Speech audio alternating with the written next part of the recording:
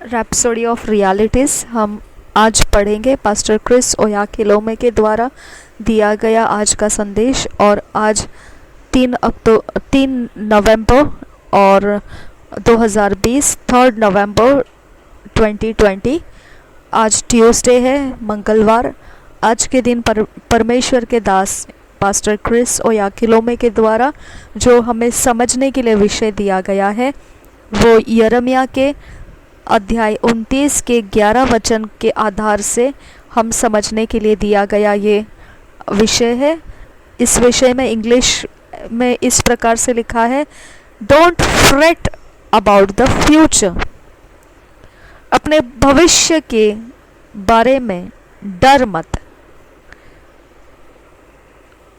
Don't freight about the future, भविष्य के बारे में डरो मत।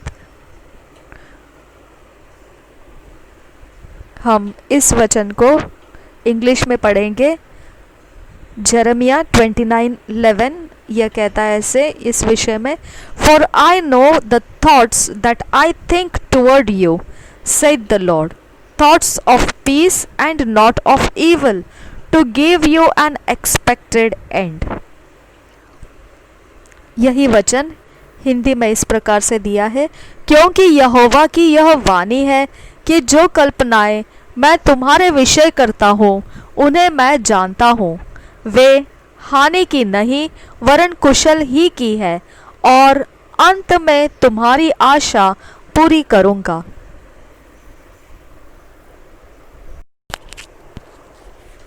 The Lord Jesus specified some of the agonizing signs that will signal the end of the age. प्रभु यीशु मसीह ने खास तौर पर कुछ ऐसे दुखदाई चिन्ह बताए रखे हैं, बोल रखे हैं, जो इस प्रकार से हमें वह चिन्ह समझा सकते हैं कि अंत का युग आ चुका है, युग का अंत आ चुका है। He said, Luke 21:25-26 verse, and there shall be signs in the sun and in the moon and in the stars and upon the earth, distress of nations with perplexity, men's hearts failing them for fear and for looking after those things which are coming on the earth. लूका का सुसमाचार 21 अध्याय 25 से 26 वचन तक यह ऐसा कहता है। वचन में प्रभु यीशु इसके विषय में बता रहा है।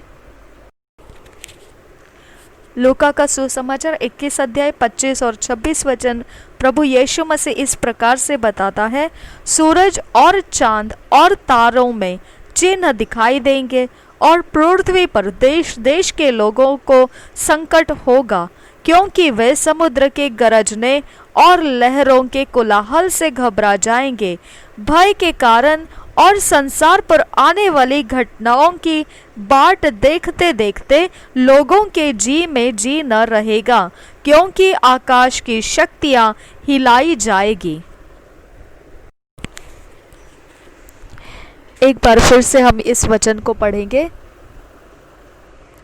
लूका का सुसमाचार 21 अध्याय 25 और 26 वचन, सूरज और चांद और तारों में चिन्ह दिखाई देंगे और पृथ्वी पर देश देश के लोगों को संकट होगा, क्योंकि वे समुद्र के गरजने और लहरों के कोलाहल से घबरा जाएंगे, भय के कारण और संसार पर आने वाली घटनाओं की बाट देखते देखते लोगों के जी में जी न रहेगा, क्योंकि आकाश की शक्तियां हिलाई जाएगी। Much of this are already happening and many have become despondent. Livelihoods, business and economies have been decimated. बहुतों के ऐसी बात देखा जाए तो अभी इस समय हो रही बातें जो वचन में कहा गया है लूका के 21 अध्याय के 25 और 26 वचन में अब हो रही बातें हैं। और बहुत सारी ऐसी तो बातें हैं जो आने वाली है, जो हमें निराश कर देती है, हमें आशा तोड़ देती है और जीवन के लिए, व्यवसाय के लिए, आर्थिक स्थिति के लिए यह सब कुछ नाश का ठहरने वाला है। Many are not sure about their future anymore. बहुतेरे ऐसे हैं जो अभी भी अपने भविष्य के विषय में अभी तक कुछ बता नहीं सकते हैं। But as a Christian, don't be agitated about the future. Be at peace. परंतु एक मसीही होने के नाते हमने मसीह होने के नाते निराशा को देखते हुए एक हड़बड़ी नहीं हो जाना है, हमें गड़बड़ी में नहीं फंसना है।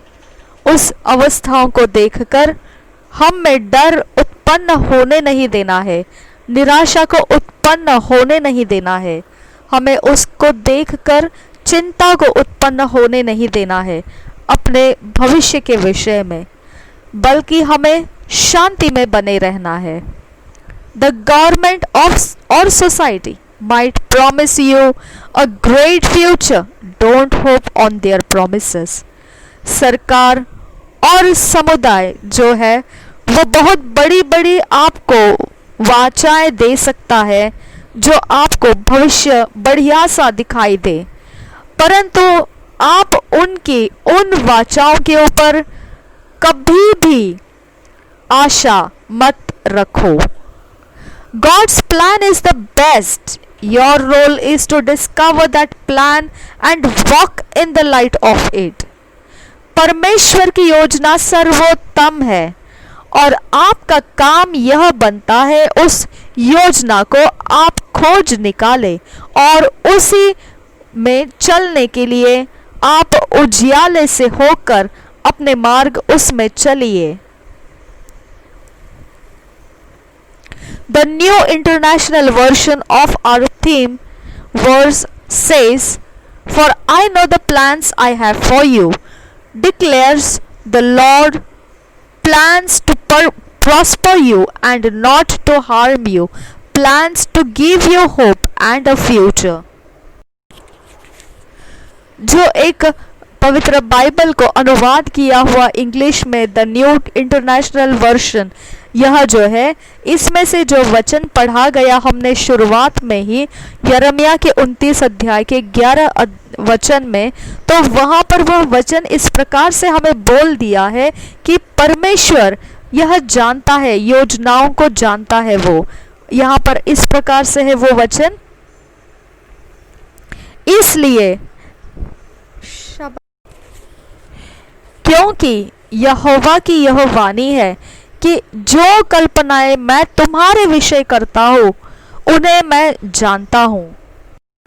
तो यहाँ पर इस प्रकार से परमेश्वर घोषणा कर रहा है हमारे विषय में, वो योजनाओं को कल्पनाएं बनाए रखा हुआ है। तो वो जो है वो एक हमें समृद्ध करने वाला है, हमारे लिए वो कुशल की है और वो हमारे हानि की नहीं है, वो कुशल वरन कुशल ही की है। तुम्हारे विषय करता हूँ उन्हें मैं जानता हूँ, वे हानि की नहीं वरन कुशल ही की है और अंत में तुम्हारी आशा पूरी करूंगा। तो आपको परमेश्वर जो वचन दिखा रहा है इसके अंदर आपको आशा दिया गया है और वो आपको निश्चित कह रहा है कि वो पूरी करेगा और वो निश्चित आपका भविष्य ठहरा चुका है। वो कहता है मैंने उसके विषय में चिंता कर लिया है और मैंने उसके विषय में अपने मन में देख भी लिया है और बस वो आपके बिल्कुल हानि की नहीं है वरन कुशल ही की वह सारी बातें हैं और वह हमें समृद्ध समृद्ध करने वाली बातें हैं, वो हमें निराश नहीं करेगी। उसके ऊपर आशा रखना जायज़ बनता है, वो हमारा भविष्य बताता है, तो हमें वो आशा देता है और भविष्य देता है। यह योजना जो परमेश्वर हमें बता रहा है वह हमें आशा देता है और भविष्य देता है, और वह हमें हानि नहीं करता है, और वह हमें योजनाओं में समृद्धि की तरफ लेकर जाता है। Never allow the troubles in the world get you depressed। इसकी वजह से अब कोई चिंताएं और परेशानियां जो जगत में होती हुई दिखाई देंगे उसके कारण अपने आप को निराश होने मत दीजिए। Jesus knew you would encounter crisis in this world. So he said, "These things I have spoken unto you, that in me ye might have peace. In the world ye shall have tribulation, but be of good cheer. I have overcome the world."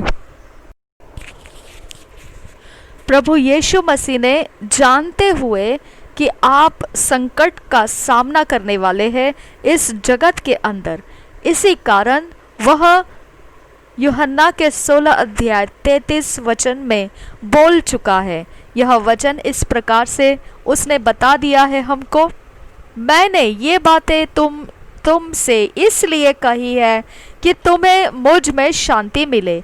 संसार में तुम्हें क्लेश होता है, परंतु ढाढ़स बांधो, मैंने संसार को जीत लिया है। Be of good cheer irrespective of what's happening around you or to you।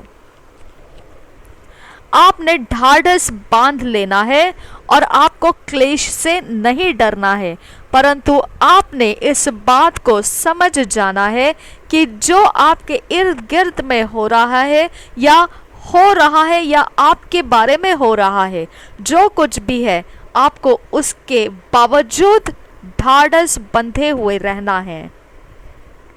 Be strong, be courageous, don't give in. मजबूत बने रहिए और धैर्यशील बने रहिए, और फिर आप ऐसी परिस्थितियां जो आपके धैर्य को डगमगा देती है, ऐसी परिस्थितियों के अंदर अपने आप को आप डरने नहीं देना है, डगमगाने नहीं देना है, ऐसी परिस्थितियों के अधीन आप नहीं जाना है। May be it's your business, job, family, what ever it is, the trouble is only for a short time.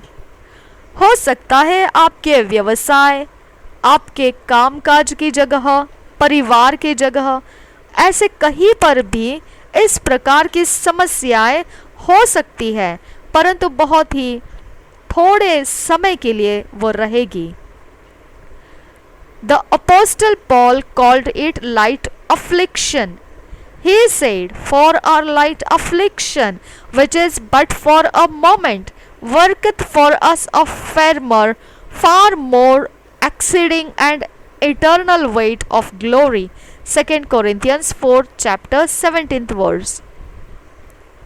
प्रेरित पौल इस विषय में कहता है 2 कोरिन्थियों के 4 अध्याय के 17 वचन में,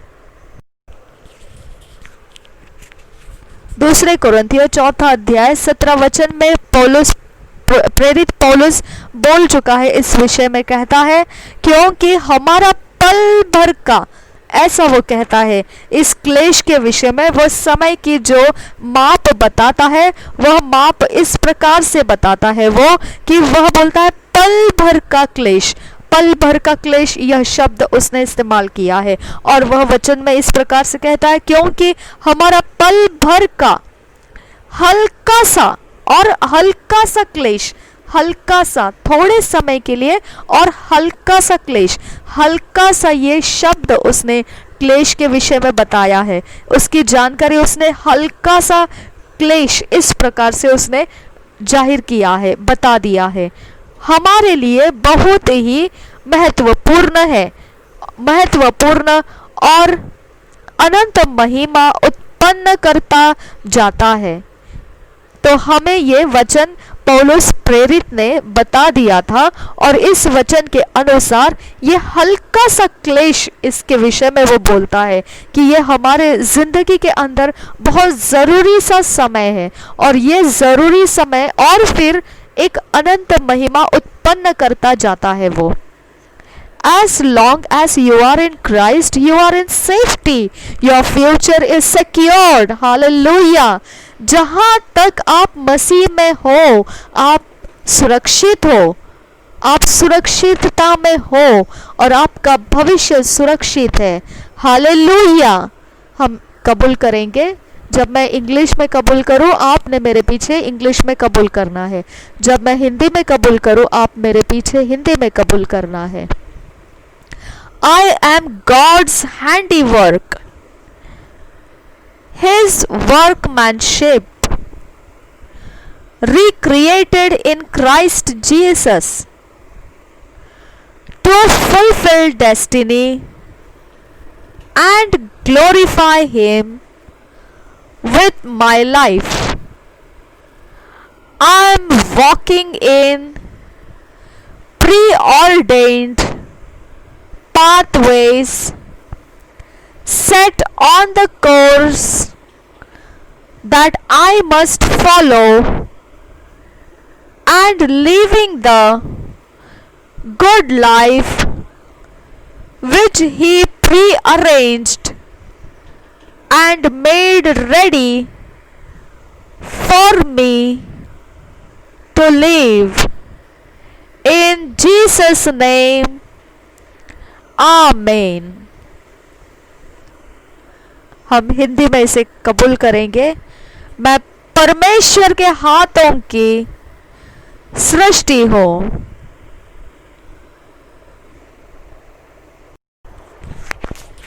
मैं परमेश्वर के हाथों की कृति हूँ और उसकी ही मैं कारीगिरी हूँ और मसीह में मैं पुनर्सृष्टि की गई हूँ ताकि मैं अपनी मंजिल पूरी कर सकूं और मेरे जीवन में उसको महिमा मिले।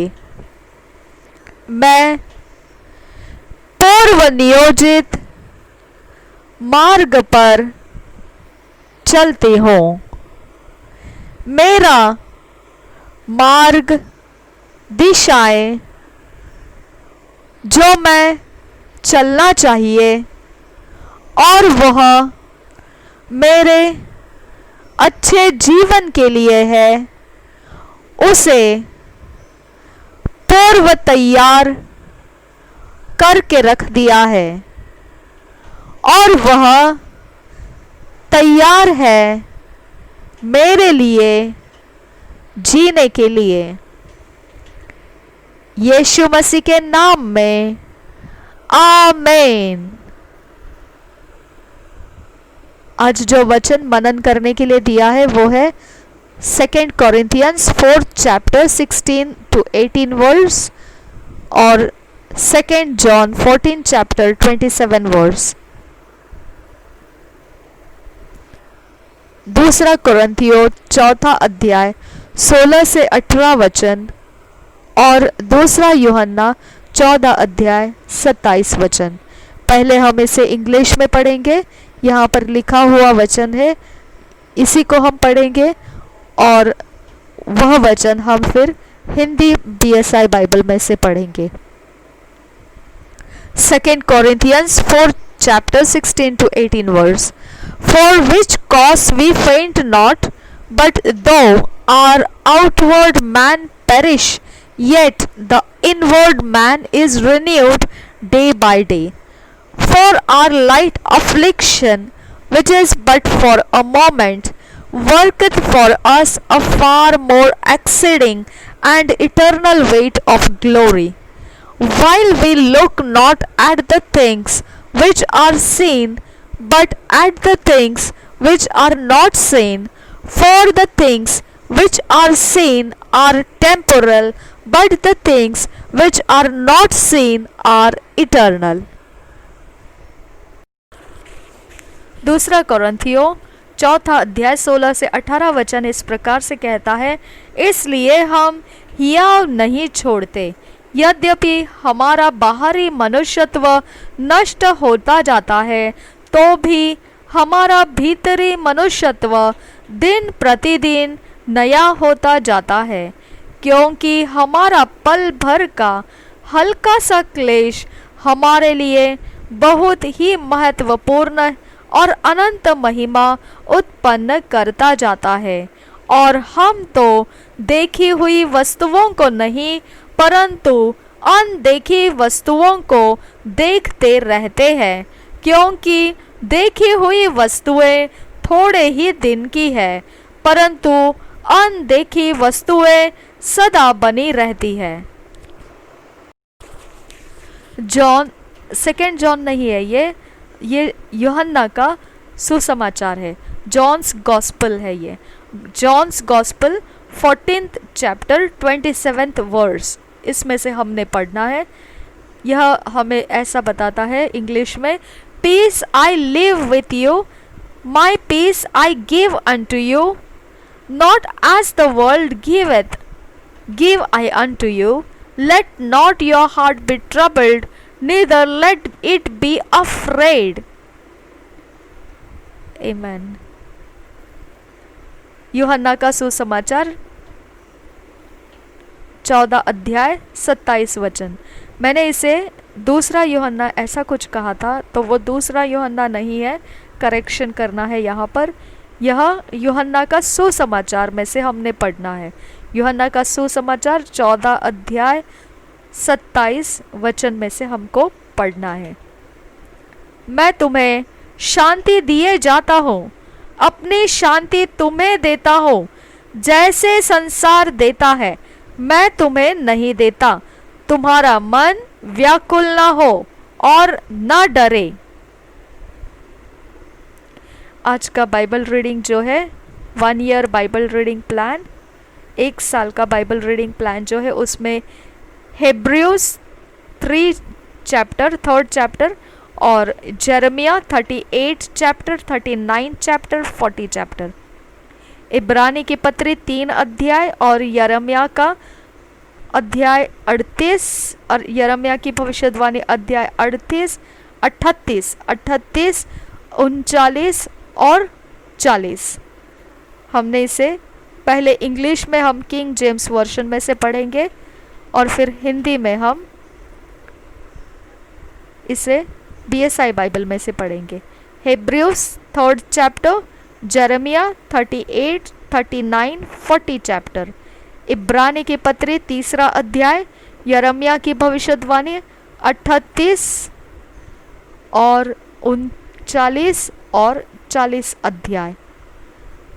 हम पहले किंग जेम्स वर्जन में से हेब्रियूज 3 पढ़ेंगे, इब्रानी की 3 अध्याय, इब्रानी की पत्री 3 अध्याय पहले इंग्लिश में हम पढ़ेंगे किंग जेम्स वर्जन में से। हेब्रियूज 3rd chapter, Christ is shewed to be more worthy than Moses। King James version में से हम पढ़ रहे हैं, 1st वर्स से पढ़ेंगे। Wherefore, holy brethren, partakers of the heavenly calling, consider the apostle and high priest of our profession, Christ Jesus, who was faithful to him that appointed him, as also Moses was faithful in all his house. For this man was counted worthy of more glory than Moses, inasmuch as he who hath builded the house hath more honor than the house.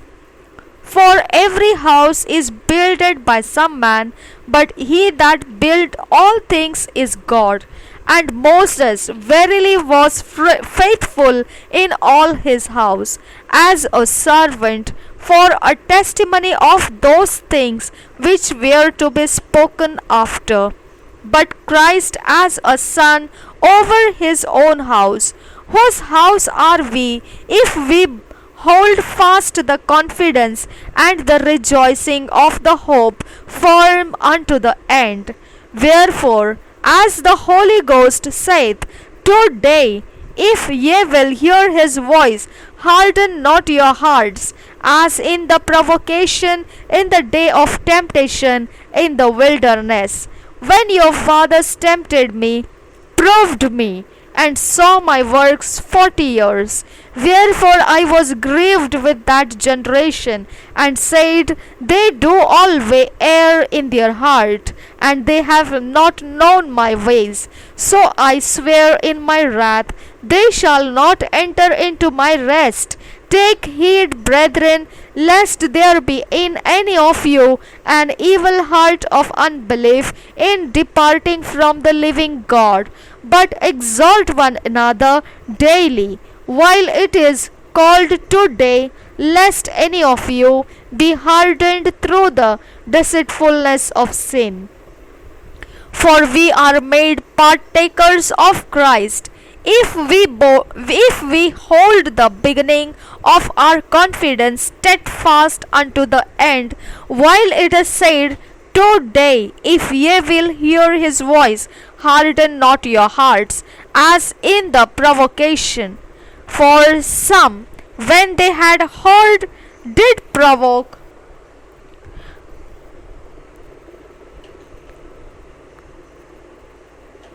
Howbeit, not all that came out of Egypt by Moses, but with whom was he grieved 40 years? Was it not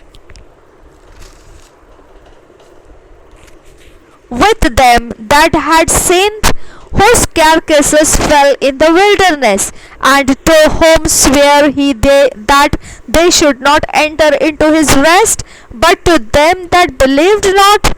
So we see that they could not enter in because of unbelief.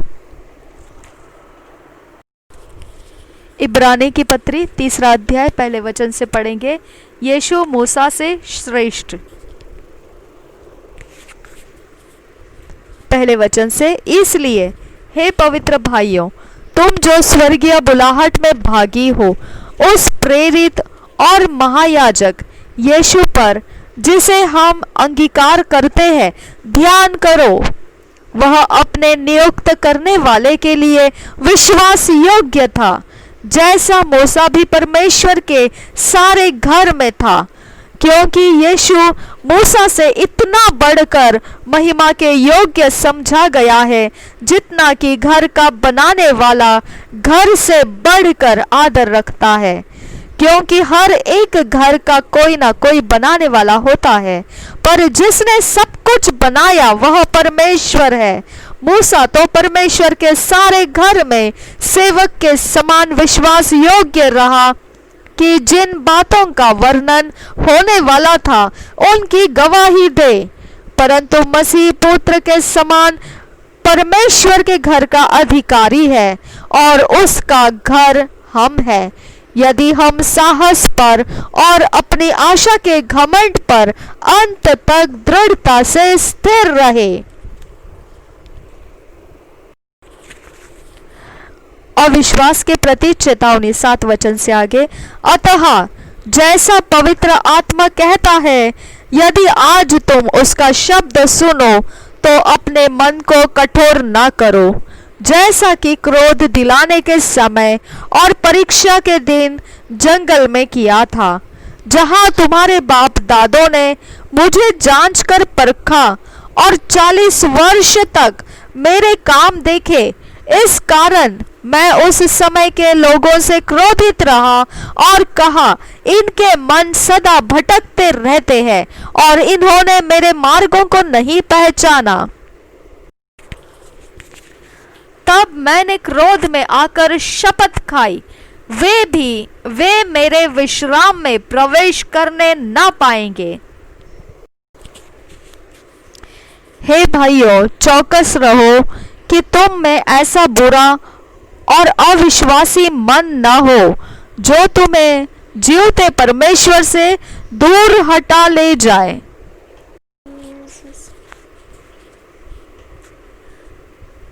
वरन जिस दिन तक आज का दिन कहा जाता है, हर दिन एक दूसरे को समझाते रहो, ऐसा न हो कि तुम में से कोई जन पाप के छल में आकर कठोर हो जाए।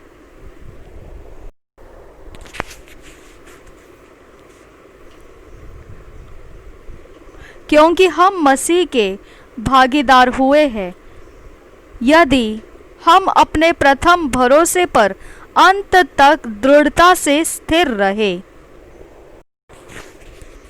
जैसा कहा जाता है, यदि आज तुम उसका शब्द सुनो तो अपने मनों को कठोर न करो, जैसा कि क्रोध दिलाने के समय किया था। भला किन लोगों ने सुनकर भी क्रोध दिलाया? क्या उन सब ने नहीं जो मूसा के द्वारा मिस्र से निकले थे? और वह 40 वर्ष तक किन लोगों से क्रोधित रहा? क्या उन्हीं से नहीं जिन्होंने पाप किया और उनके शव जंगल में पड़े रहे? और उसने किन से शपथ खाई कि तुम मेरे विश्राम में प्रवेश करने न पाओगे? क्या केवल उनसे नहीं जिन्होंने आज्ञा न मानी? अतः हम देखते हैं कि वे अविश्वास के कारण प्रवेश न कर सके। Jeremiah 38th chapter. Jeremiah accused and cast into the dungeon. Abed-Melech gets him some enlargement. His counsel to the king. First verse से पढ़ेंगे. Then Shephatiah the son of Matan and Gedaliah the son of Pashur and Jukal the son of Shelemiah and Pashur the son of Malchiah heard the words that Jeremiah had spoken unto all the people, saying, Thus saith the Lord, He that remaineth in this city shall die by the sword, by the famine, and by the pestilence. But he that goeth forth to the Chaldeans shall live, for he shall have his life for a prey, and shall live. Thus saith the Lord, This city shall surely be given into the hand of the king of Babylon's army, which shall take it. Therefore the princes said unto the king, We beseech thee, let this man be put to death, for thus he weakeneth the hands of the men of war that remain in this city, and the hands of all the people in speaking such words unto them. For this man seeketh not the welfare of this people, but the hurt. The Zedekiah the king said, Behold, he is in your hand, for the king is not he that can do anything against you. Then took they Jeremiah and cast him into the dungeon of Malchiah the son of Hammelech, that was in the court of the prison, and they let down Jeremiah with cords, and in the dungeon there was no water but mire, so Jeremiah sunk in the mire. Now when Ebed-Melech the Ethiopian, one of the eunuchs which was in the king's house, heard that they had put Jeremiah in the dungeon, the king then sitting in the gate of Benjamin, Ebed-Melech went forth out of the king's house and spake to the king, saying, My lord the king, these men have done evil in all that they have done to Jeremiah the prophet, whom they have cast into the dungeon, and he is like to die for hunger in the place where he is, for there is no more bread in the city. Then the king commanded Ebed-Melech the Ethiopian, saying, Take from hence 30 men with thee, and take me Jeremiah the prophet out of the dungeon before he die. So Ebed-Melech took the men with him and went into the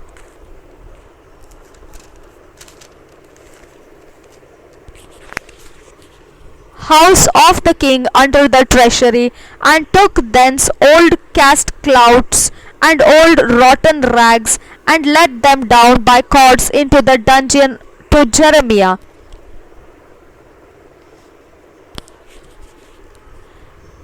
And Ebed-Melech the Ethiopian said unto Jeremiah, Put now these old cast clouts and rotten rags under thine armholes. under the cords, and Jeremiah did so. So they drew up Jeremiah with cords and took him up out of the dungeon. And Jeremiah remained in the court of the prison.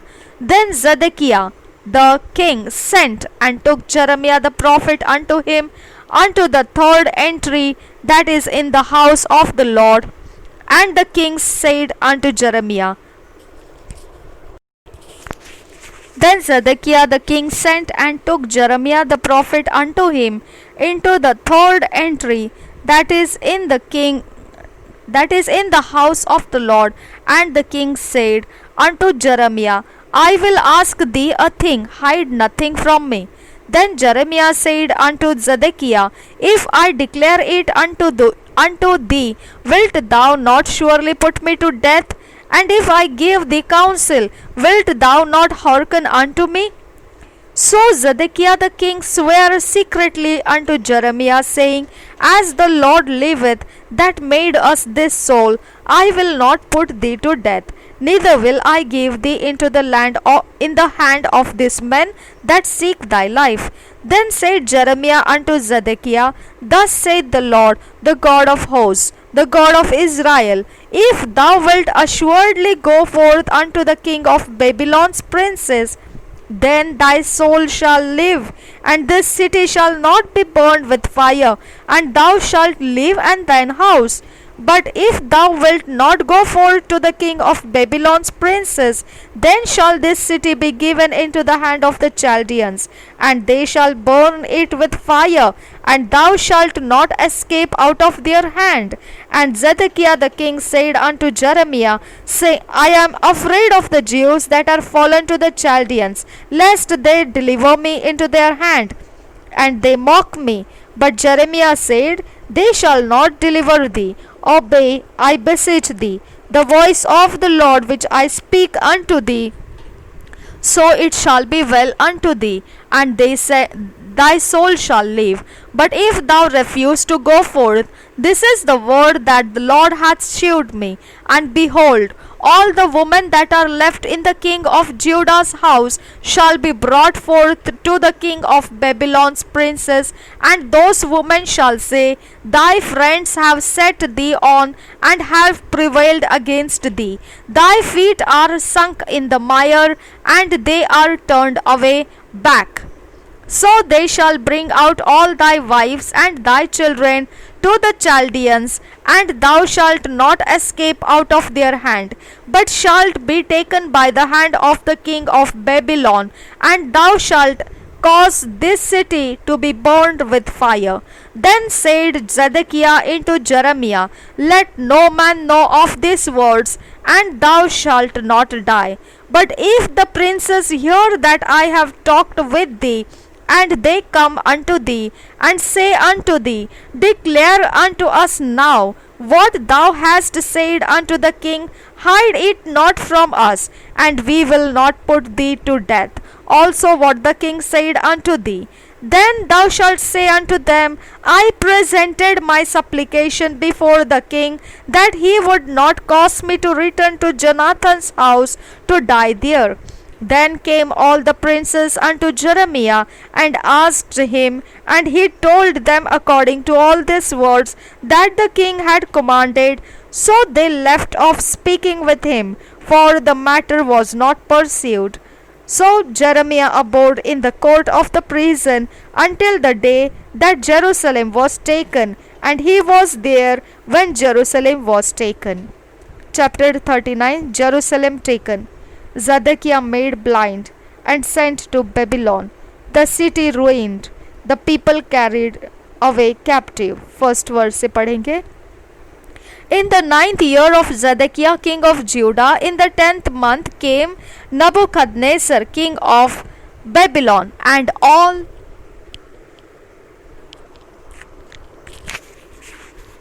his army against Jerusalem, and they besieged it. And in the 11th year of Zedekiah, in the 4th month, the 9th day of the month, the city was broken up, and all the princes of the king of Babylon came in and sat in the middle gate. Even Nergal-Sharezer, Samgarne, Sarekhim, Rabares, Nergal-Sharezer, Rabmag, with all the residue of the princes of the king of Babylon. And it came to pass that when Zedekiah the king of Judah saw them, and all the men of war, then they fled, and went forth out of the city by night, by the way of the king's garden, by the gate betwixt the two walls, and he went out the way of the plain. But the Chaldeans' army pursued after them, and overtook Zedekiah in the plains of Jericho. And when they had taken him, they brought him up to Nebuchadnezzar king of Babylon, to Riblah in the land of Hamath, where he gave judgment upon him. Then the king of Babylon slew the sons of Zedekiah in Riblah before his eyes. Also the king of Babylon slew all the nobles of Judah. Moreover, he put out Zedekiah's eyes, and bound him with chains to carry him to Babylon. And the Chaldeans burned the king's house, and the houses of the people with fire, and brake down the walls of Jerusalem. Then Nebuzaradan, the captain of the guard, carried away captive into Babylon the remnant of the people that remained in the city, and those that fell away, that fell to him, with the rest of the people that remained. But Nebuzaradan, the captain of the guard, left of the poor of the people, which had nothing in the land of Judah, and gave them vineyards and fields at the same time. Now Nebuchadnezzar king of Babylon gave charge concerning Jeremiah to Nebuzaradan, the captain of the guard, saying, Take him, and look well to him, and do him no harm, but do unto him even as he shall say unto thee. So Nebuzaradan, the captain of the guard, sent, and Nebuchadnezzar, Rabasaris, and Nergal-Sharezer, Rabmag, and all the king of Babylon's princes, even they sent and took Jeremiah out of the court of the prison, and committed him unto Gedaliah, the son of Ahikam, son of Shaphan, that he should carry him home. So he dwelt among the people. Now the word of the Lord came unto Jeremiah while he was shut up in the court of the prison, saying, Go and speak to Ebed-melech the Ethiopian, saying, Thus saith the Lord of hosts, the God of Israel, Behold, I will bring my words upon this city for evil, and not for good, and they shall be accomplished in that day before thee. But I will deliver thee in that day, saith the Lord, and thou shalt not be given into the hand of the men of whom thou art afraid. For I will surely deliver thee, and thou shalt not fall by the sword, but thy life shall be for a prey unto thee, because thou hast put thy trust in me, saith the Lord.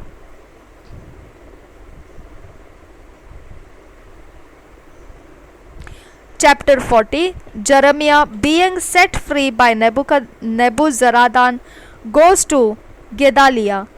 The dispersed Jews repair to him.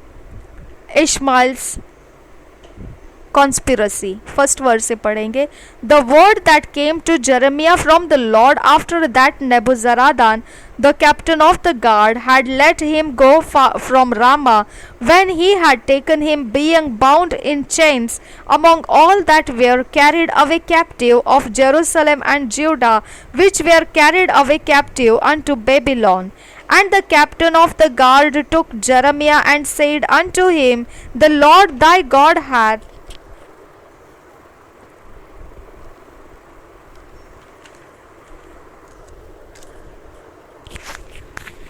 pronounced this evil upon this place. Now the Lord hath brought it and done according as he hath said, because ye have sinned against the Lord, and have not obeyed his voice. Therefore this thing is come upon you. And now, behold, I loose thee this day from the chains which were upon thine hand.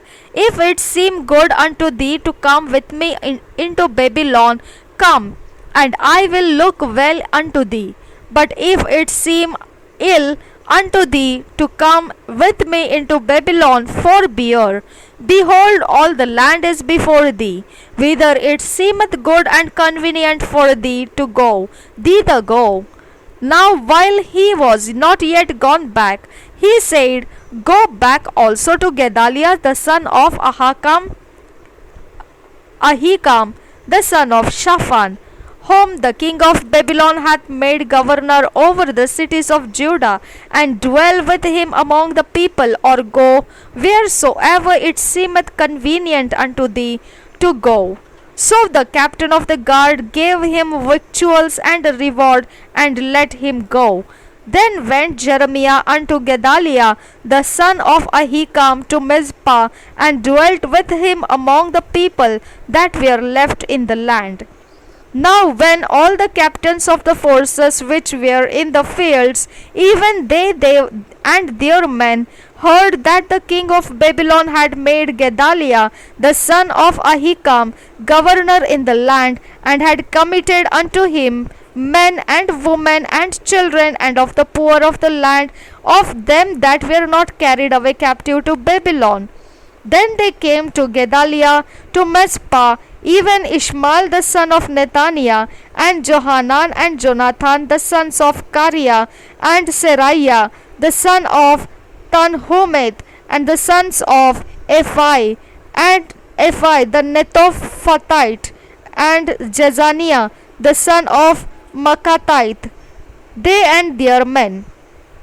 And Gedaliah the son of Ahikam the son of Shaphan sware unto them and to their men, saying, Fear not to serve the Chaldeans, dwell in the land, and serve the king of Babylon, and it shall be well with you. As for me, behold, I will dwell at Mizpah to serve the Chaldeans, which will come unto us. But ye gather ye wine and summer fruits and oil, and put them in your vessels, and dwell in your cities that ye have taken.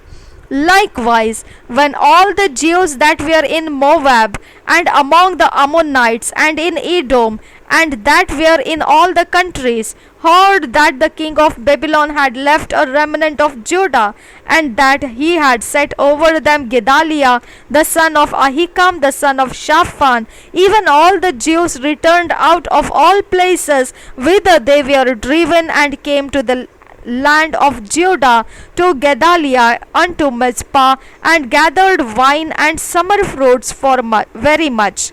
Moreover, Johanan the son of Kareah and all the captains of the forces that were in the fields came to Gedaliah to Mizpah, and said unto him, Doest thou certainly know that Baal is the king of the Ammonites, hath sent Ishmael the son of Nethaniah to slay thee?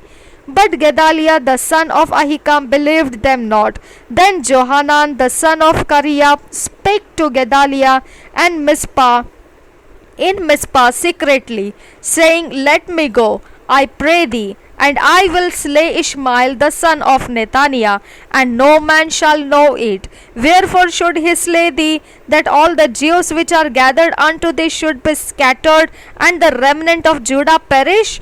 But Gedaliah the son of Ahikam said unto Johanan the son of Kareah, Thou shalt not do this thing, for thou speakest falsely of Ishmael. यरम्याह की भविष्यवाणी 38 अध्याय पहले वचन से पढ़ेंगे। यरम्याह एक अंधे कुएं में। फिर जो वचन यरम्याह सब लोगों से कहता था, उनको मत्तान के पुत्र शपन्याह, पशहूर के पुत्र गदल्याह, शलम्य के पुत्र यकुल और मल्किय्याह के पुत्र पशहूर ने सुना। यहोवा यों कहता है कि जो कोई इस नगर में रहेगा वह तलवार, महंगी और मरी से मरेगा, परंतु जो कोई कसदियों के पास निकल भागे वह अपना प्राण बचाकर जीवित रहेगा। यहोवा यूं कहता है, यह नगर बेबीलोन के राजा के सेना के वश में कर दिया जाएगा और वह इसको ले लेगा। इसलिए उन हकीमों ने राजा से कहा, उस पुरुष को मरवा डाल, क्योंकि वह जो इस नगर में बचे हुए योद्धाओं और अन्य सब लोगों से ऐसे ऐसे वचन कहता है जिससे उनके हाथ पांव ढीले पड़ जाते हैं, क्योंकि वह पुरुष इस प्रजा के लोगों की भलाई नहीं वरन बुराई ही चाहता है। सिदकिय्याह राजा ने कहा, सुनो, वह तो तुम्हारे वश में है, क्योंकि ऐसा नहीं हो सकता कि राजा तुम्हारे विरुद्ध कुछ कर सके। तब उन्होंने यिर्मयाह को लेकर राजपुत्र मल्किय्याह के उस गड्ढे में जो पहरे के आंगन में था, रस्सियों से उतार कर डाल दिया। उस गड्ढे में पानी नहीं, केवल दलदल था, और यिर्मयाह कीचड़ में धंस गया।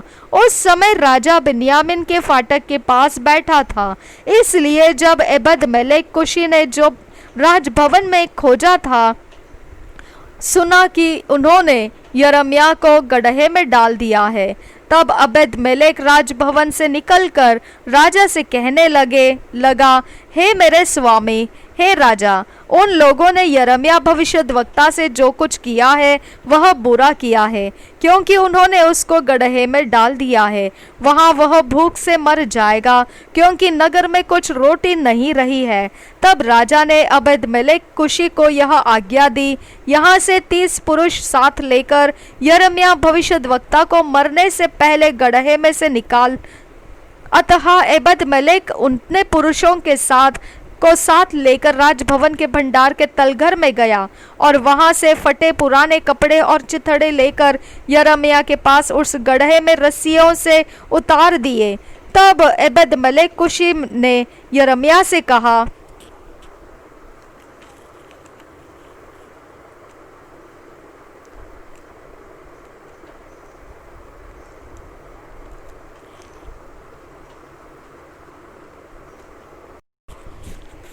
ये पुराने कपड़े और चिथड़े अपनी कांखों के में रस्सियों के नीचे रख ले।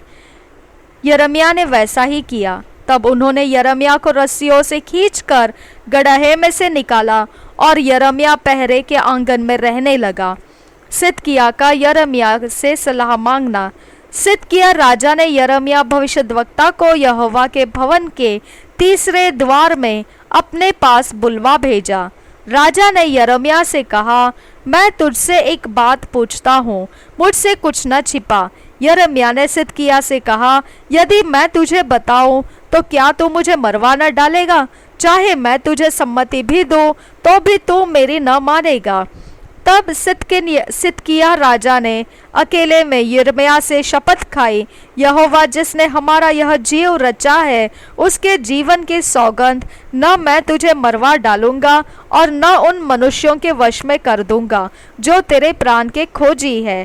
तब यिर्मयाह ने सिदकिय्याह से कहा, सेनाओं का परमेश्वर यहोवा जो इस्राएल का परमेश्वर है, वह यूं कहता है, यदि तू बेबीलोन के राजा के हकीमों के पास सचमुच निकल जाए तब तो तेरा प्राण बचेगा और यह नगर फूंका न जाएगा और तू अपने घराने समेत जीवित रहेगा। परंतु यदि तू बेबीलोन के राजा के हकीमों के पास न निकल जाए तो यह नगर कसदियों के वश में कर दिया जाएगा और वे इसे फूंक देंगे और तू उनके हाथ से बच न सकेगा। सिदकिय्याह ने यिर्मयाह से कहा, जो यहूदी लोग कसदियों के पास भाग गए हैं, मैं उनसे डरता हूँ। ऐसा ना हो कि मैं उनके वश में कर दिया जाऊंगा और वे मुझसे ठट्ठा करे। यिर्मयाह ने कहा, तो उनके वश में न कर दिया जाएगा। जो कुछ मैं तुझसे कहता हूँ उसे यहोवा की बात समझकर मान ले, तब तेरा भला होगा और तेरा प्राण बचेगा।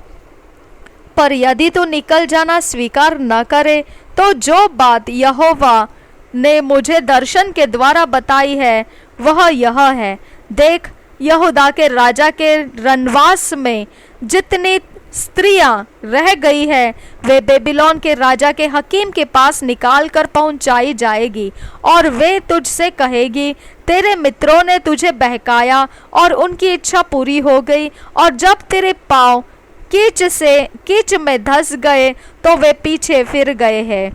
तेरी सब स्त्रियां और बाल बच्चे कसदियों के पास निकाल कर पहुंचाए जाएंगे, और तू भी कसदियों के हाथ से न बचेगा, वरन तू पकड़कर बेबीलोन के राजा के वश में कर दिया जाएगा, और इस नगर के फूंके जाने का कारण तू ही होगा। तब सिदकिय्याह ने यिर्मयाह से कहा, इन बातों को कोई न जानने पाए, नहीं तो तू मारा जाएगा। यदि हकीम लोग यह सुनकर कि मैंने तुझसे बातचीत की है, तेरे पास आकर कहने लगे, हमें बता कि तूने राजा से क्या कहा, हमसे कोई बात न छिपा, और हम तुझे न मरवा डालेंगे, और यह भी बता कि राजा ने तुझसे क्या कहा, तो उनसे कहना, मैंने राजा से गिड़गिड़ाकर विनती की थी कि मुझे योनातान के घर में फिर वापस न भेज, नहीं तो वहां मर जाऊंगा। तब सब हकीमों ने यिर्मयाह के पास आकर पूछा, और जैसा राजा ने उसको आज्ञा दी थी, ठीक वैसा ही उसने उनको उत्तर दिया। इसलिए वे उससे और कुछ न बोले, और न वह भेद खुला। इस प्रकार जिस दिन यरूशलेम ले लिया गया, उस दिन तक वह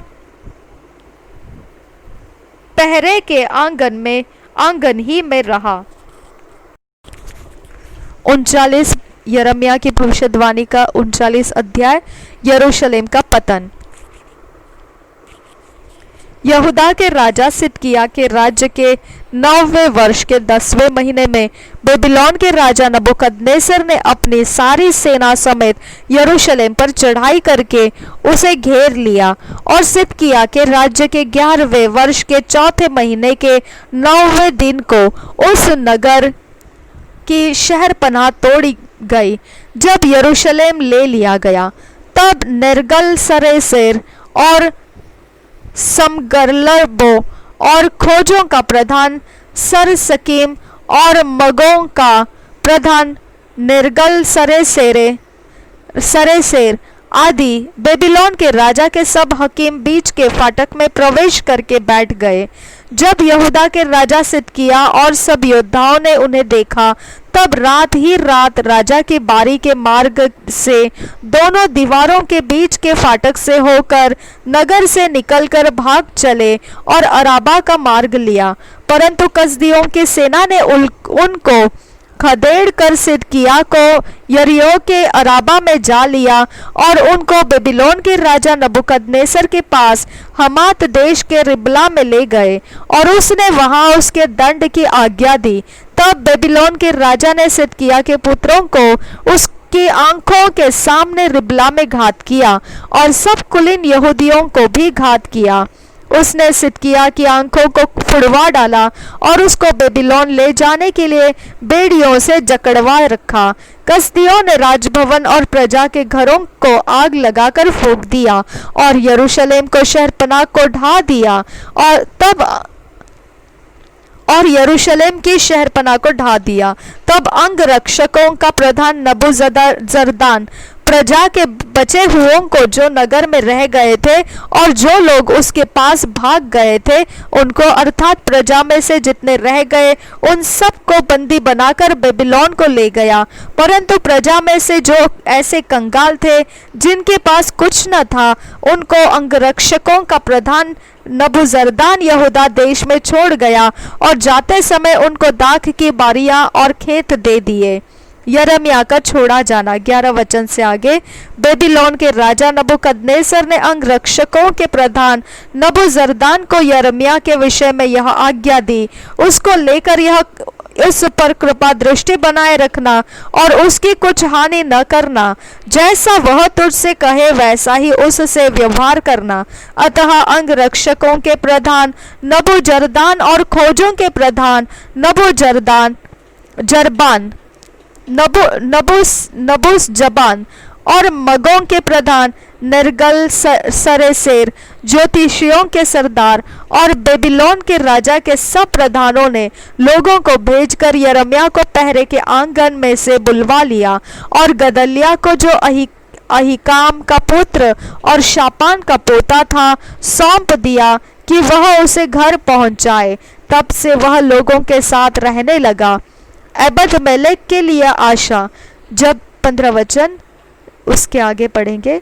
जब यिर्मयाह पहरे के आंगन में कैद था, तब यहोवा का यह वचन उसके पास पहुंचा, जा और एबेद-मेलेक कुशी से कहे, इस्राएल का परमेश्वर सेनाओं का यहोवा तुझसे यो कहता है, देख मैं अपने वे वचन जो मैंने इस नगर के विषय में कहे हैं इस प्रकार पूरी करूंगा कि इसका कुशल न होगा, हानि ही होगी, और उस समय उनका पूरा होना तुझे दिखाई पड़ेगा।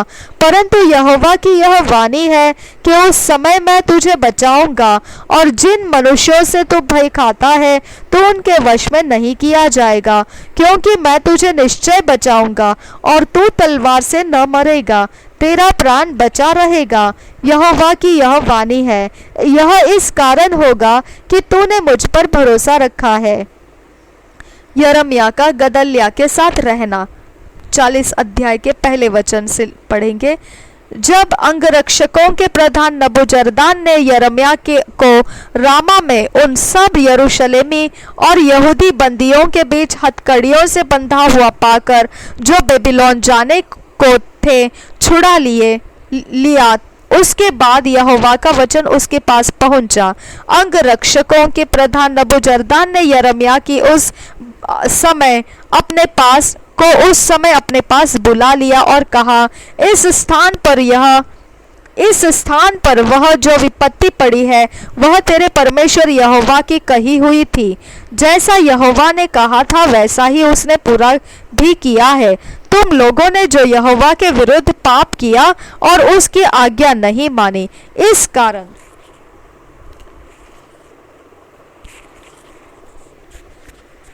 तुम्हारी यह दशा हुई है।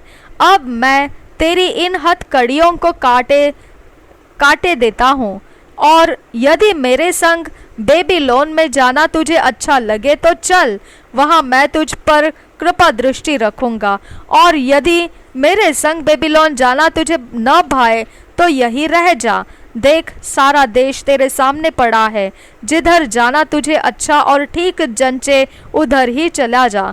वह वही था कि नबूजरदान ने फिर उससे कहा, गदल्याह जो अहीकाम का पुत्र और शापान का पोता है, जिसको बेबीलोन के राजा ने यहूदा के नगरों पर अधिकारी ठहराया है, उसके पास लौट जा और उसके संग लोगों के बीच रह, या जहाँ कहीं तुझे जाना ठीक जान पड़े वही चला जा। अतः अंगरक्षकों के प्रधान ने उसको भोजन सामग्री और कुछ द्रव्य भी देकर विदा किया। तब यिर्मयाह अहीकाम के पुत्र गदल्याह के पास मिस्पा को गया और वहां उन लोगों के बीच जो देश में रह गए थे रहने लगा। यहूदा देश का अधिकारी गदल्याह। योद्धाओं के जो दल देहात में थे, जब उनके सब प्रधानों ने अपने जनों समेत सुना कि बेबीलोन के राजा ने अहीकाम के पुत्र गदल्याह को देश का अधिकारी ठहराया है, और देश के जिन कंगाल लोगों को वह बेबीलोन को नहीं ले गया, क्या पुरुष, क्या स्त्री, क्या बाल बच्चे, उन सबों को उसे सौंप दिया है, तब नतन्याह के पुत्र इश्माएल, कोरह के पुत्र योहानान, योनातान और तनहुसेद का पुत्र सराया, अपै नतोपावासी के पुत्र और किसी मकावासी का पुत्र यजन्याह अपने जनों समेत गदल्याह के पास मिस्पा में आए। गदल्याह जो अहीकाम का पुत्र और शापान का पोता था, उसने उनसे और उनके जनों से शपथ खाकर कहा, कसदियों के अधीन रहने से मत डरो, इसी देश में रहते हुए बेबीलोन के राजा के अधीन रहो, तब तुम्हारा भला होगा। मैं तो इसीलिए मिस्पा में रहता हूँ कि जो कसदी लोग हमारे यहाँ आए उनके सामने हाजिर हुआ करूँ। परंतु तुम दाख मधु और धूप काल के फल और तेल को बटोर के अपने बर्तनों में रखो और अपने लिए हुए नगरों में बसे रहो।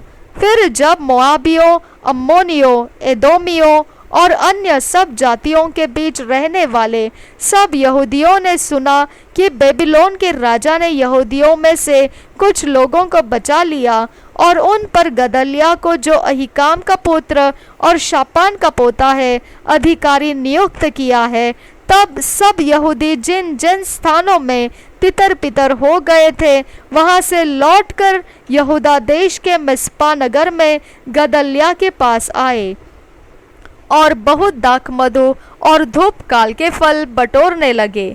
गदल्या की हत्या 13 वचन से आगे। जब कारेह का पुत्र योहानान और मैदान में रहने वाले योद्धाओं के सब दलों के प्रधान मिस्पा में गदल्या के पास आकर कहने लगे, क्या तू जानता है कि अम्मोनियों के राजा बालिस ने नतन्याह के पुत्र इश्माएल को तुझे जान से मारने के लिए भेजा है? परंतु अहीकाम के पुत्र गदल्या ने उनकी प्रतीति न की।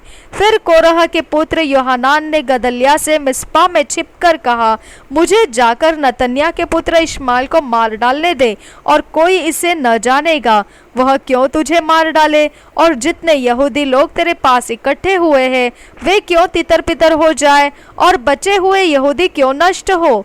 अहीकाम के पुत्र गदल्या ने कोरह के पुत्र योहानान से कहा, ऐसा काम मत कर, तो इश्माएल के विषय में झूठ बोलता है।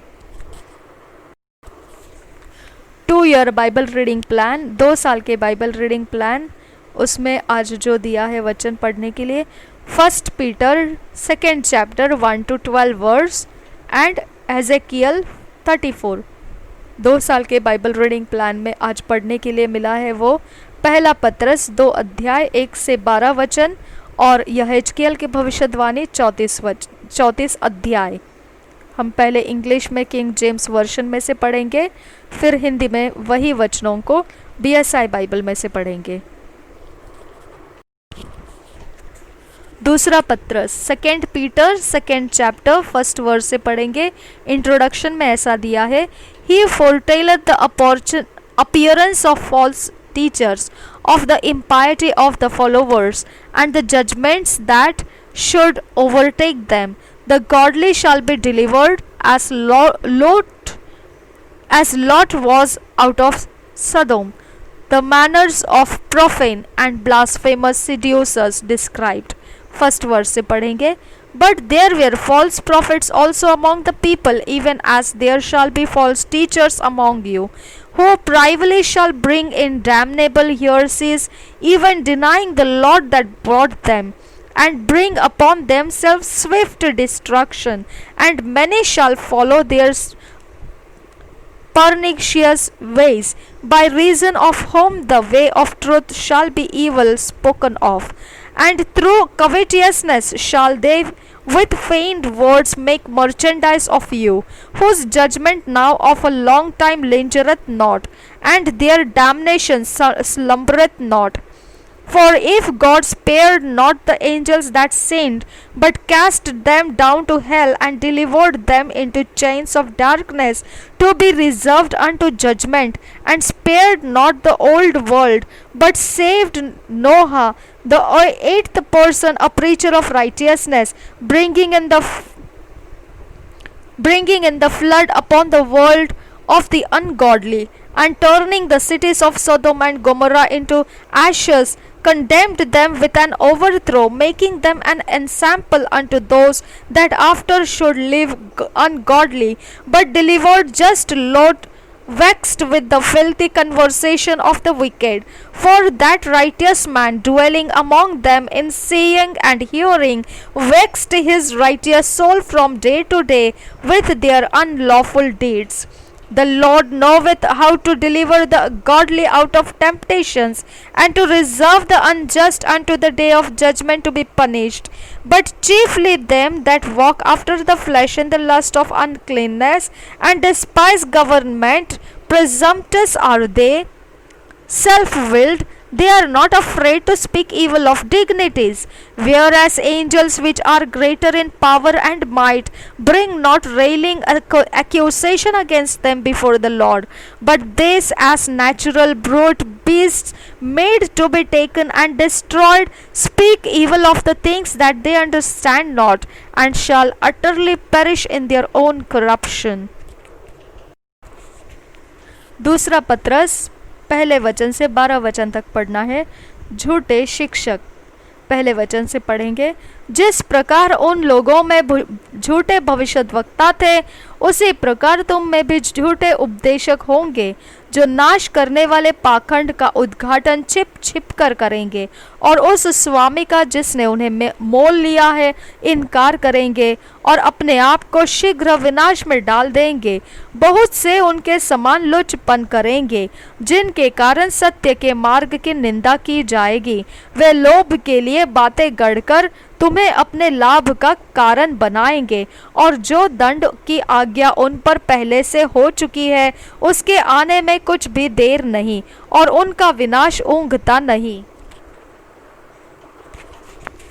क्योंकि जब परमेश्वर ने उन स्वर्गदूतों को जिन्होंने पाप किया नहीं छोड़ा पर नरक में भेजकर अंधेरे कुंडों में डाल दिया ताकि न्याय के दिन तक बंदी रहे, और प्राचीन युग के संसार को भी न छोड़ा वरन भक्तिहीन संसार पर महाजल प्रलय भेजा, पर धर्म के प्रचारक नूह समेत 8 व्यक्तियों को बचा लिया और सदोम और अमोरा के नगरों को विनाश का ऐसा दंड दिया कि उन्हें भस्म करके राख में मिला दिया, ताकि वे आने वाले भक्तिहीन लोगों की शिक्षा के लिए एक दृष्टांत बने। आमीन।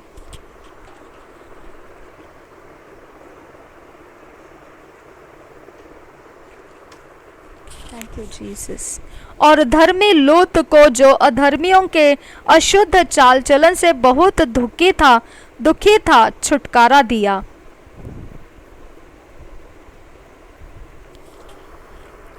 थैंक यू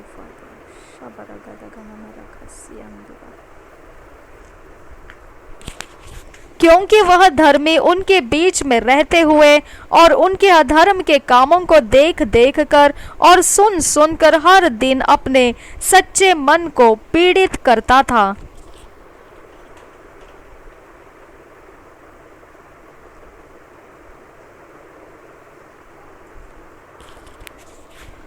तो प्रभु भक्तों की परीक्षा में से निकाल लेना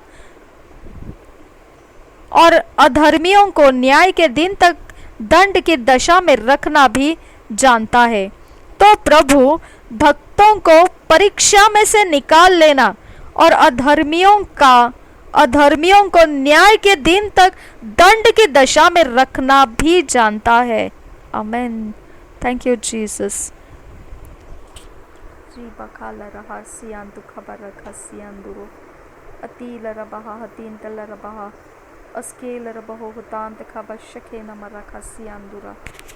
दस वचन से आगे, विशेष करके उन्हें जो अशुद्ध अभिलाषाओं के पीछे शरीर के अनुसार चलते और प्रभुता को तुच्छ जानते हैं।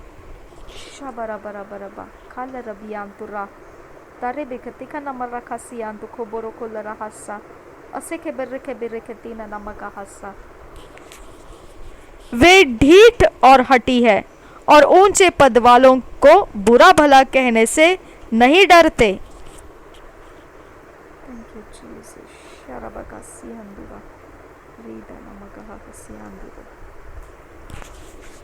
तो भी स्वर्गदूत जो शक्ति और सामर्थ्य में उनसे बड़े हैं प्रभु के सामने उन्हें बुरा भला कहकर दोष नहीं लगाते, पर ये लोग निर्बुद्धि पशुओं ही के तुल्य है जो पकड़े जाने और नाश होने के लिए उत्पन्न हुए हैं, और जिन बातों को जानते ही नहीं उनके विषय में दूसरों को बुरा भला कहते हैं, वे अपनी सड़ाहट में आप ही सड़ जाएंगे।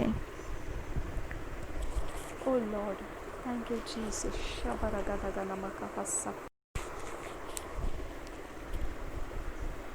Ezekiel 34th chapter, the shepherds of Israel reproved, first verse से पढ़ेंगे। And the word of the Lord came unto me, saying, Son of man, prophesy against the shepherds of Israel. Prophesy and say unto them, Thus saith the Lord God unto the shepherds, Woe be to the shepherds of Israel that do feed themselves. Should not the shepherds feed the flocks? Yea, eat the fat, and ye clothe you with the wool. Ye kill them that are fed, but ye feed not the flock. The diseased have ye not strengthened, neither have ye healed that which was sick, neither have ye bound up that which was broken, neither have ye brought again that which was driven away, neither have ye sought that which was lost, but with force and with cruelty have ye ruled them. And they were scattered because there is no shepherd, and they became meat to all the beasts of the field when they were scattered. My sheep wandered through all the mountains and upon every high hill. Yea, my flock was scattered upon all the face of the earth, and none did search or seek after them. Therefore, ye shepherds, hear the word of the Lord. As I live, saith the Lord God, surely because my flock became a prey, and my flock became meat to every beast of the field, because there was no shepherd, neither did my shepherds search for my flock, but the shepherds fed themselves and fed not my flock. Therefore, O ye shepherds, hear the word of the Lord. Thus saith the Lord God, behold, I am against the shepherds, and I will require my flock at their hand, and cause them to cease from feeding the flock, neither shall the shepherds feed themselves any more. For I will deliver my flock from their mouth, that they may not be meat for them. Thank you, Jesus.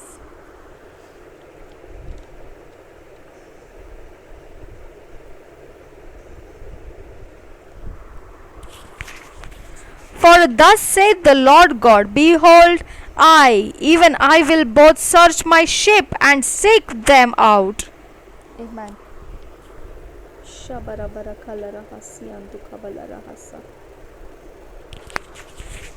As a shepherd seeketh out his flock in the day that he is among his sheep that are scattered, so will I seek out my sheep and will deliver them out of all places from where they have been scattered in the cloudy and dark day.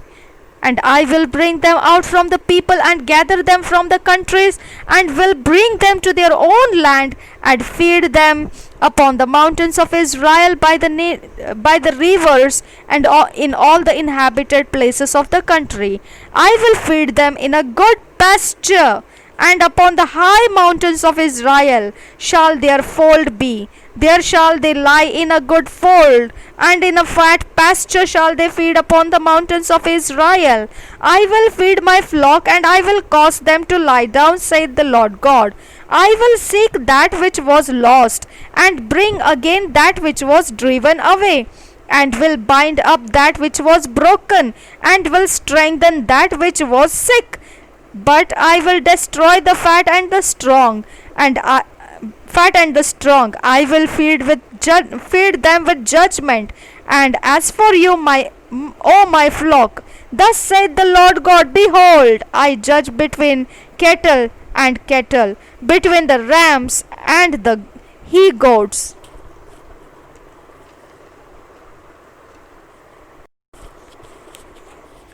Seemeth it a small thing unto you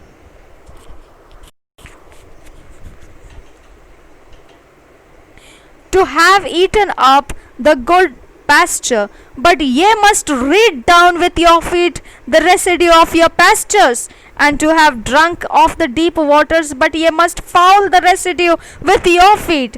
And as for my flock, they eat that which ye have trodden with your feet, and they drink that which ye have fouled with your feet.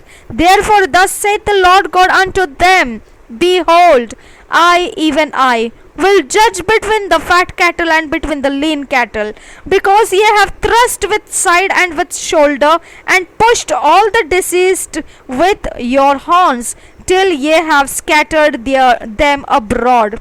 Therefore will I save my flock, and they shall no more be a prey, and I will judge between cattle and cattle. And I will set up one shepherd over them, and he shall feed them. Even my servant David, he shall feed them, and he shall be their shepherd. And I, the Lord, will be their God, and my servant David a prince among them. I, the Lord, have spoken it. And I will make with them a covenant of peace, and will cause the evil beast to cease out of the land, and they shall dwell safely in the wilderness and sleep in the woods. and I will make them and the places round about my hill a blessing, and I will cause the shower to come down in his season. There shall be showers of blessings. And the tree of the field shall yield her fruit, and the earth shall yield her increase, and they shall be safe in their land, and shall know that I am the Lord, when I have broken the bands of their yoke, and delivered them out of the hand of those that served themselves of them. And they shall no more be a prey to the heathen, neither shall the beast of the land devour them, but they shall dwell safely, and none shall make them afraid. And I will raise up for them a plant of renown, and they shall be no more consumed with hunger in the land, neither bear the shame of the heathen any more. Thus shalt they know that I, the Lord their God, am with them, and that they, even the house of Israel, are my people, saith the Lord God. And ye, my flock, the flock of my pasture, are men, and I am your God, saith the Lord God. यह हिजकिय्याह की भविष्यवाणी 34 अध्याय पहले वचन से। इस्राएल के चरवाहे। यहोवा का यह वचन मेरे पास पहुंचा, हे मनुष्य के संतान, इस्राएल के चरवाहों के विरुद्ध भविष्यवाणी करके उन चरवाहों से कहे, परमेश्वर यहोवा यूं कहता है, हाय इस्राएल के चरवाहों पर जो अपने अपने पेट भरते हैं, क्या चरवाहों को भेड़ बकरियों का पेट न भरना चाहिए? तुम लोग चर्बी खाते, ऊन पहनते और मोटे मोटे पशुओं को काटते हो, परंतु भेड़ बकरियों को तुम नहीं चराते। तुमने बीमारों को बलवान न किया, न रोगियों को चंगा किया, न घायलों के घावों को बांधा, न निकाली हुई को लौटा लाए, न खोई हुई को खोजा, परंतु तुमने बल और जबरदस्ती से अधिकार चलाया है। वे चरवाहे के न होने के कारण तितर बितर हुई और सब वन पशुओं का आहार हो गई। मेरी भेड़ बकरियां तितर बितर हुई है। वे सारे पहाड़ों और ऊंचे ऊंचे टीलों पर भटकती थी। मेरी भेड़ बकरियां सारे पृथ्वी के ऊपर तितर बितर हुई, और न तो कोई उनकी सुधि लेता था, न कोई उनको ढूंढता था। इस कारण हे चरवाहो, यहोवा का वचन सुनो। परमेश्वर यहोवा की यह वाणी है, मेरे जीवन की सौगंध, मेरी भेड़ बकरियां जो लूट गई और मेरी भेड़ बकरियां जो चरवाहे की न होने के कारण सब वन पशुओं का आहार हो गई, और इसलिए कि मेरे चरवाहों ने मेरी भेड़ बकरियों की सुधि नहीं ली और मेरी भेड़ बकरियों का पेट नहीं अपना ही पेट भरा, इस कारण हे चरवाहो, यहोवा का वचन सुनो। परमेश्वर यहोवा यो कहता है, देखो मैं चरवाहों के विरुद्ध हूँ, और मैं उनसे अपनी भेड़ बकरियों का लेखा लूंगा और उनको फिर उन्हें चराने न दूंगा। वे फिर अपना अपना पेट भरने न पाएंगे। मैं अपनी भेड़ बकरियां उनके मुंह से छुड़ाऊंगा कि आगे को वे उनका आहार न हो। 11 वचन से आगे, अच्छा चरवाहा, क्योंकि परमेश्वर यहोवा यो कहता है, देखो मैं आप ही अपनी भेड़ बकरियों की सुधि लूंगा और उन्हें ढूंढूंगा। जैसे चरवाहा अपनी भेड़ बकरियों में से भटकी हुई को फिर से अपने